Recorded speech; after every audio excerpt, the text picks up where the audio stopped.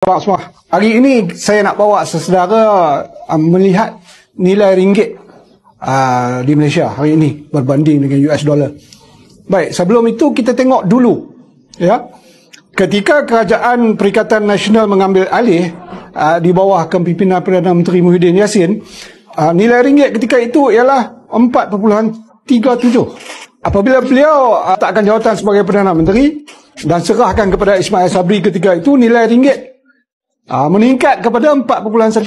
Maknanya ketika Muhyiddin Yassin mengambil menjadi Perdana Menteri, nilai ringgit mengukuh. Ingat tu.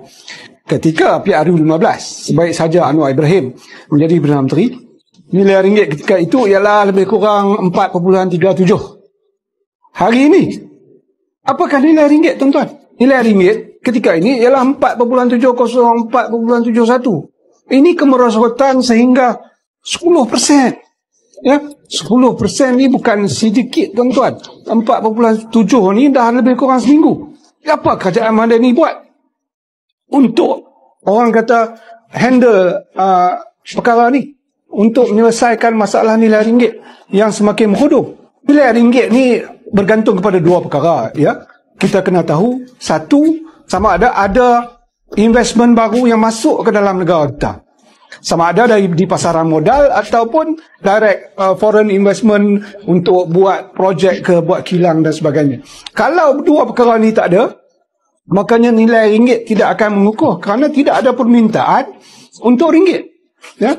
Seperti yang berlaku pada hari ini. Kerajaan hari ini tidak berjaya meyakinkan pelabur-pelabur untuk datang ke Malaysia.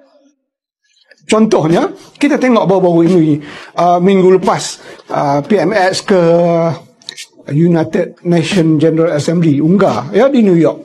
Dan beliau balik. Maka berkompanglah penyokong-penyokong beliau bahawa program tersebut ataupun trip ke New York itu adalah sesuatu yang berjaya. Sedangkan, berjaya macam mana, tuan-tuan? Apabila beliau balik, nilai ringgit makin menurun, makin mengudung. Ini kerana apa yang Anwar bercakap semasa UNGA dan semasa berjumpa dengan pelabur-pelabur di Amerika Syarikat tidak berjaya meyakinkan mereka bahawa Malaysia adalah satu destinasi pelaburan yang sangat baik. Ya? Ini adalah kegagalan Anwar Ibrahim. Trip ke New York ini bukan satu trip yang berjaya, ianya adalah satu kegagalan.